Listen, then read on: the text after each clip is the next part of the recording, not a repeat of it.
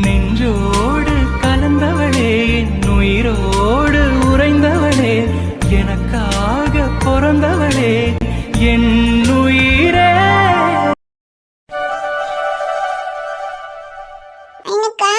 புது டச்சு போட்டு அங்க போடா.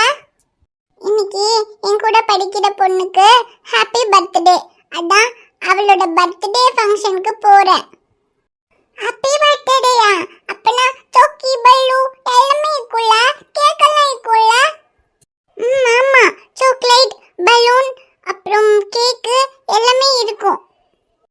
அப்பனா பாப்பாவும் வாட, பாப்பாவையும் கூட்டி போடியா? ஐயோ ரியா, உன்னை கூட்டிட்டு போக முடியாது. என் ஃப்ரெண்டு வீடு ரொம்ப தூரத்துல இருக்கு. டாக்டர் அங்கிள் உன்னை தனியா என் கூட அனுப்ப மாட்டாங்க. அப்பா கிட்ட பாப்பா கேட்கேன். பாப்பா கேட்டா அப்பா சரி சொல்லிடுவாங்க.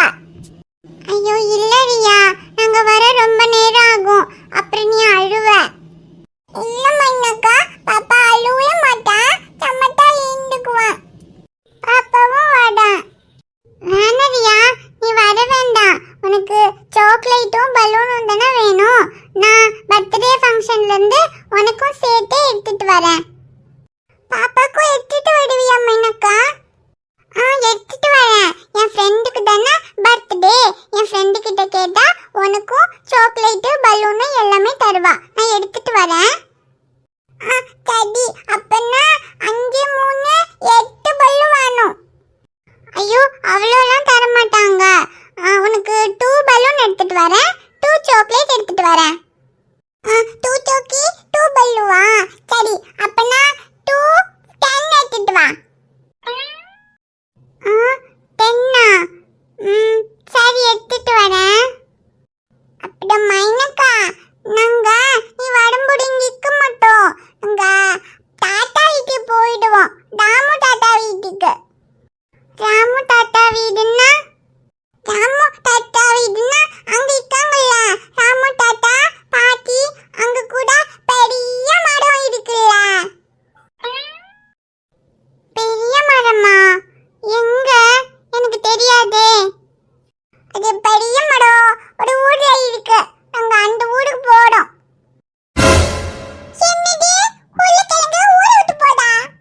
ஓ மை காட், என்னடா இது? இந்த உருளைக்கிழங்கு நம்பி தானே இந்த வீட்ல உயிர் வாழ்ந்துகிட்டு இருக்கோம். இது பாட்டுக்கு கொஞ்சம் கூட பொறுப்பு இல்லாம பொசுக்குன்னு ஊரை விட்டு போறேன்னு சொல்லுது.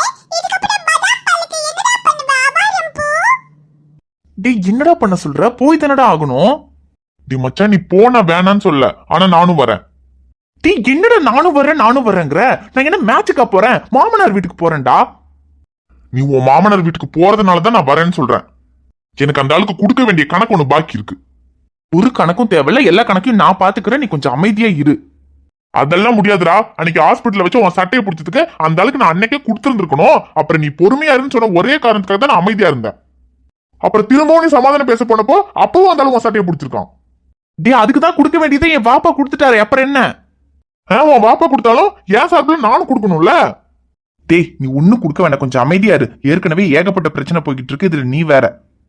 அப்புறம் நான் தனியா போறதா இருந்தா கூட பரவாயில்ல, கூட ஐஷுவும் வரா. அதுவும் இல்லாம அங்க ஸ்டே பண்றதுக்காக போறோம். நீ எல்லாம் ஒன்னும் வர வேண்டாம். சரிடா, இப்ப நீ போகும்போது நான் வரமாட்டேன். ஆனா நீ அங்கதானே இருப்ப. அப்ப உன்னை பாக்குறதுக்காக நான் வருவேன். அப்பா அந்த ஆளுக்கு கொடுக்க வேண்டியதை நான் கொடுத்துக்கிறேன். அத அப்ப பாத்துக்கலாம். முதல்ல இன்னைக்கு போய் அவர் என்ன சொல்றாருன்றத பாப்போம். சரி, அதை விட நான் பாத்துக்கிறேன். நீ மைனாவை கூட்டிட்டு இங்க ஃபங்க்ஷனுக்கு போகணும்னு சொன்னியே, கார் வேணா எடுத்துக்க. டேது மைனாவோட கூட படிக்கிற பிள்ளைக்கு ஏதோ பர்த்டே வேண்டா. காலைல தான் ஃபோன் பண்ணி கூப்பிட்டாங்க. நான் வேற 2 நாள் எங்கேயும் போற வேலையிலன்னு சொல்லி வண்டியை வேற சர்வீஸ்க்கு விட்டேன். அதான் இப்போ போறதுக்கு வண்டி இல்ல. டே, அதனால என்ன, கார் வேணா எடுத்துட்டு போ. டே, அவங்க வீடு என்னமோ டவுன்ல இருக்காண்டா. கார் எல்லாம் எடுத்துட்டு போனா அங்க டிராபிக்ல எல்லாம் திருப்ப முடியாது. நான் வேணா பைக் எடுத்துட்டு போறேன்டா. அப்படியா? சரி, அப்படின்னா நீ பைக் எடுத்துக்க, நான் கார்ல போய்க்கிறேன். சரி மச்சான், அப்ப நான் போயிட்டு ஃபங்க்ஷன் முடிச்சுட்டு வரும்போது நேரா அங்க ஐஷு வீட்டுக்கே வந்து பைக்கை கொடுத்துட்றேன். டே, அதெல்லாம் ஒன்னும் அவசரம் இல்லடா. நீ உன் வண்டி கிடைச்சதுக்கு அப்புறமா கொண்டு வந்து விட்டா போதும்.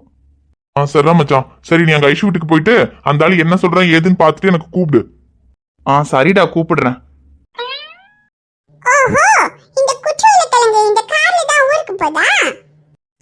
அவளம்பூ, யாருக்கும் தெரியாம டிக்கில ஏறி ஒளிஞ்சுக்கோடா. அப்பதான் இந்த குற்றவாளிகளங்க கூடயே போக முடியும்.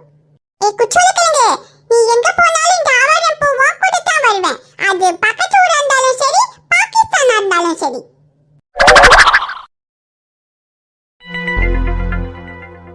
அவ்வளவுதான் மின்னல், எல்லாம் முடிஞ்சு போச்சு. எடா எந்தடா இதுக்கு போய் இப்படி எல்லாம் சொல்ற? அட ஆமா பின்ன, 48 அரியரை கிளியர் பண்ணதுக்கு அப்புறம் டிகிரி வாங்கிட்டு தான் போய் என் கதிர் மாமா கிட்ட நம்ம விஷயத்த சொல்ல முடியும்னா அப்ப இந்த ஜென்மத்துல சொல்ல முடியாது. எடா அன்பு, என்னடா நீயே இப்படி நம்பிக்கை இல்லாம பேசினா எப்படி? உன்னால முடியாதது ஏதாவது இருக்கா? நீ என்னெல்லாமோ பண்ணிருக்க, இந்த 48 அரியரை உன்னால கிளியர் பண்ண முடியாதா? முடியும் அன்பு, உன்னால முடியும். ஏய் என்ன முடியும்? என்னெல்லாமோ பண்ணிருக்கேனா? என்ன வேணாலும் பண்ணுவேன். படிக்கிறது தவிர வேற எது வேணாலும் சொல்லு, நான் பண்ணுவேன். ஆனா படிச்சு 48 அரியரை கிளியர் பண்ணி டிகிரி வாங்கணுங்கிறதெல்லாம் கனவுல கூட நடக்காது. ஏன் நடக்காது? முயற்சி பண்ணா எல்லாம் நடக்கும். நடக்கும் நடக்கும். அது நடந்து அதுக்கப்புறம் தான் நமக்கு கல்யாணம் நடக்கணும்னா நமக்கு 60ஆம் கல்யாணம் தான் நடக்கும். பரவாயில்லையா? இங்க பாரு மின்னல், அரியர் எல்லாம் கிளியர் பண்ணி இந்த விஷயத்த வீட்டுல சொல்லணும்னா அது கண்டிப்பா நடக்காது. இதுக்கு ஒரே ஒரு வழிதான் இருக்கு. எந்த வழி? நேத்து நீ கேட்ட மாதிரி நான் இப்பவே உன் கழுத்துல தாலி கட்டிடுறேன். எடா நீ எந்த பறையன? ஆமா மின்னல், அரவிந்த் மாமா சொல்ற மாதிரி 6 மாசம் இந்த கல்யாணத்தை தள்ளி போட்டு அதுக்கப்புறம் நான் 48 அரியருக்கு உட்காந்து படிச்சு அரியர் எழுதி பாஸ் பண்ணி அதுக்கப்புறமா போய் கதிர் மாமா கிட்ட நான் உன்னதான் லவ் பண்றேன்னு சொல்லி இந்த கல்யாணத்தை நிறுத்தினா மட்டும் பிரச்சனை வராமையா இருக்கும். அப்ப நான் போய் இந்த கல்யாணம் வேணான்னு சொன்னாலும் என் மாமா என்ன தூக்கி போட்டு மிதிக்க தான் போறாரு. அதுக்கு பேசாம இப்பவே சொல்லி அந்த அடியை நான் இப்பவே வாங்கிக்கிறேன். ஹோ, அப்ப அடி வாங்கியாலும் வாங்குவியே தவிர படிச்சு 48 அரியரை எழுதி பாஸ் பண்ண உன்னால முடியாது. முடியாதுடி. முடியாதான்னு கேட்டா எப்படி முடியும்? 1-2 அரியரா? 48 அரியரு. 48 அரியருக்கு 4 வருஷம் கொடுத்தாலே கிளியர் பண்ண முடியாது. 6 மாசத்துல கிளியர் பண்ணுனா எப்படி முடியும்? இப்ப சொன்னாலும் சரி, 6 மாசம் கழிச்சு அரியரை கிளியர் பண்ணிட்டு சொன்னாலும் சரி, பிரச்சனை வர்றதுதான். அதுக்கு நான் கஷ்டப்பட்டு உட்காந்து படிச்சு அரியரை கிளியர் பண்ணும். பேசாம நம்ம 2 பேரும் கல்யாணம் பண்ணிக்கலாம். கல்யாணம் பண்ணிட்டு நேரா போய் கதிர் மாமா முன்னாடி நிப்போம். எப்படியும் அவர் என்ன திட்ட தான் போறாரு. இல்ல 4 அடி அடிச்சா கூட அதை நான் வாங்கிக்கிறேன். ஆனா இன்னையோட இந்த பிரச்சனை முடிஞ்சிடும்ல, அது போதும் எனக்கு. வா போய் கல்யாணம் பண்ணிக்கலாம். நான் வரமாட்டேன். வரமாட்டியா? ஏண்டி ஏன் வரமாட்ட? நீ தானே நேற்று கோயில வச்சு என் கழுத்துல இப்பவே தாலி கட்டுவியான்னு கேட்ட. இப்ப வா கல்யாணம் பண்ணிக்கலாம்னு கூப்பிட்டா வரமாட்டேங்கிற. அது நேத்து ஏதோ எமோஷனல்ல சொன்னேன். ஆனா அதுக்காக அப்படியே உடனே கல்யாணம் பண்ணிக்க முடியுமா? எமோஷனல்ல சொன்னியா? அப்ப நீ சீரியஸா சொல்லலையா? இடம் எனக்கு வந்து பிராந்தானோ? ஆரெങ്കിലും ஆருக்கும் தெரியாம திருட்டு தன்னமா உடனே கல்யாணம் பண்ணிக்கலாம்னு சொல்லுவாங்களா? அதுவும் அந்த ராத்திரி நேரத்துல. அதுலயும் இந்த வீட்டுல ஷமீர் அண்ணன், ஐஷு அக்கா, கதிர் அண்ணன், அமுதா அக்கா, உன் அம்மா அப்பா, அப்புறம் அம்மாச்சி எல்லாரும் என் மேல எவ்வளவு நம்பிக்கை வச்சிருக்கு. இவங்க எல்லாரோட நம்பிக்கையும் கெடுத்துட்டு நான் எப்படி அப்படி அவசரப்பட்டு கல்யாணம் பண்ணிக்கலாம்னு சொல்லுவேன்? அடி பாவி, நல்ல வேலை இவன் நேற்று கல்யாணம் பண்ணிக்கலாமான்னு கேட்டதுக்கு வேண்டாம் எல்லார்கிட்டையும் சொல்லி பொறுமையா கல்யாணம் பண்ணிக்கலாம்னு சொன்னோம். இல்ல உடனே சரின்னு பல்ல காமிச்சிருந்தோம். எவ்வளவு கேவலப்படுத்திருப்பா. ஏய் என்னடி திடீர்னு நல்லவளா மாறுற? ஏடா நான் எப்பவுமே நல்லவதாண்டா. பின்ன என்ன உன்ன மாதிரி ஃப்ராட்னு நினைச்சியா? இது நான் ஃப்ராடா? அடிச்சு மூஞ்ச பேத்துருவேன். ஏன் நீ ஃப்ராட் இல்லையா? ஏ இப்ப நான் ஃப்ராடா இல்லையாங்கிறதா இங்க முக்கியம். இப்ப இந்த கல்யாணத்தை நிறுத்தணும். அதுக்கு என்ன பண்றது அதை மட்டும் சொல்லு. கல்யாணம் பண்ணிக்கலாம் வான்னு கூப்பிட்டா வரவும் மாட்டேங்கிற. என்னமோ எல்லாருக்கும் என் மேல நம்பிக்கை இருக்கு தும்பிக்கை இருக்குதுன்னு சீன் விட்டுக்கிட்டு இருக்க. அப்புறம் இப்ப நம்ம 2 பேர் விஷயத்த வீட்டுல சொல்றதுக்கு என்னதான் பண்ணணுங்கிற? ஐயோ இங்க பாரு அன்பு. எங்க பாக்கணும் தெளிவா சொல்லு. எடா பிராந்தா. சரி சொல்லு மின்னல். எடா நீ கலையக்க கொஞ்சம் நிறுத்து. சரி நிறுத்திட்டேன், சொல்லு. அன்பு, உன் அரவிந்த் மாமா சொல்றதுல ஒரு அர்த்தம் இருக்கு. இப்போ உன் கதிர் மாமாவை பொறுத்தவரை நீ எல்லாத்திலயுமே விளையாட்டுத்தனமா இருக்க, எதையுமே சீரியஸா எடுத்துக்க மாட்டேங்கிற, உனக்கு கொஞ்சம் கூட பொறுப்பு இல்லைன்னு நினைச்சிட்டு இருக்காரு. இப்ப நீ போய் இந்த கல்யாணம் வேண்டாம், நீ என்னதான் காதலிக்கிறேன்னு சொன்னா அவருக்கு நிச்சயமா ரொம்ப கோபம் வரும். உனக்கு பொறுப்பு இல்ல, நீ இதுல கூட விளையாட்டுத்தனமா இருக்கேன்னு சொல்லி உன்னை திட்டுவாரு, அடிப்பாரு. சொல்ல போனா இது அவர் எந்த அளவுக்கு புரிஞ்சுக்கிட்டு இந்த கல்யாணத்தை நிறுத்தி நமக்கு கல்யாணம் பண்ணி வைப்பாருன்னு தெரியல. இந்த கல்யாணத்தை நிறுத்துறது கூட விடு, ஆனா உனக்கும் எனக்கும் கல்யாணம் பண்ணி வைப்பாங்கன்னு என்ன நிச்சயம் இருக்கு? நீ என்ன காதலிக்கிற, என்ன கல்யாணம் பண்ணிக்கிறேன்னு சொல்றத கூட எந்த அளவுக்கு நீ சீரியஸா சொல்றேன்னு அவங்களுக்கு புரியாது. அவரை பொறுத்தவரை நீ பொறுப்பில்லாதவன். என் விஷயத்துல கூட நீ என்ன லவ் பண்றேன்னு சொல்லி என் வாழ்க்கையை கெடுத்துடுவியோன்ற பயத்துல அவரு உனக்கும் எனக்கும் கல்யாணம் பண்ணி வைப்பாரான்னு கூட தெரியல. அதுலயும் எனக்கு அம்மா அப்பா சொந்த பந்தம் யாரும் இல்ல. யாரும் இல்லாத பொண்ண இந்த மாதிரி ஒரு பொறுப்பில்லாதவனுக்கு கல்யாணம் பண்ணி வச்சா அது எப்படி சரி வரும்னு அவங்க யோசிக்க மாட்டாங்களா? அது கொண்டு இந்த கல்யாணத்தை நிறுத்துறது நமக்கு பெரிய விஷயம் இல்ல. ஆனா அதுக்கப்புறம் உனக்கும் எனக்கும் கல்யாணம் பண்ணி வைக்கிறதுக்கு உன் கதிர் மாமா சம்மதிக்கணும். அப்படி அவர் நமக்கு கல்யாணம் பண்ணி வைக்க சம்மதிக்கணும்னா அதுக்கு முதல்ல அவருக்கு நீ பொறுப்பானவன்னு தோணணும். உனக்கு என்ன கல்யாணம் பண்ணி வச்சாலும் நீ என்ன பொறுப்பா பாத்துக்குவேன்னு அவருக்கு நம்பிக்கை வரணும். அப்பதானே அவர் நம்ம கல்யாணத்துக்கு சம்மதிக்கும். അങ്ങനെ நீ பொறுப்பானவன்னு அவருக்கு தோணணும்னா அதுக்கு முதல்ல நீ 48 அரியரையும் கிளியர் பண்ணி டிகிரி வாங்கி ஒரு நல்ல வேலை வாங்கணும். அப்பதான் அவருக்கு நம்பிக்கை வரும். ஐயோ என்ன மின்னல் நீ அங்க சுத்தி இங்க சுத்தி கடைசியில அந்த 48 அரியர்லயே வந்து நிக்கிற. வேற எங்கடா வந்து நிக்கணும்? உனக்கு ஒரு நல்ல வேலை கிடைக்கணும்னா அதுக்கு முதல்ல உனக்கு டிகிரி இருக்கணும். டிகிரி வேணும்னா 48 அரியரை கிளியர் பண்ணணும். இப்ப சொல்லு அன்பு, உனக்கு ஞான் வேணும்னா நீ அந்த 48 அரியரை கிளியர் பண்ணி தான் ஆகணும். எனக்காக படிச்சு 48 அரியரை கிளியர் பண்ண மாட்டியா அன்பு? எனக்காக உயிரெல்லாம் கொடுப்பேன்னு சொன்ன 48 அரியரை கிளியர் பண்ண மாட்டியா? ஐயோ மின்னல், உயிரை கொடுக்கறதும் 48 அரியரை கிளியர் பண்றதும் ஒண்ணா? ஏடா உயிரையே கொடுக்கறதுக்கு தயாரா இருக்கேன்னு போது படிச்சு 48 அரியரை கிளியர் பண்றது ஒரு பெரிய விஷயமாடா? ஐயோ மின்னல், நான் உயிரை கொடுக்கறேன்னு சொன்னதை நீ தப்பா புரிஞ்சுக்கிட்ட. உயிரை கொடுக்கறதுனா நீ நினைக்கிற மாதிரி இல்ல. நீ நம்ம தனுஷ் படம் பார்த்தது இல்ல? தனுஷ் படமோ? எந்த படம்? அது எந்த படம்னால எனக்கு ஞாபகம் இல்ல.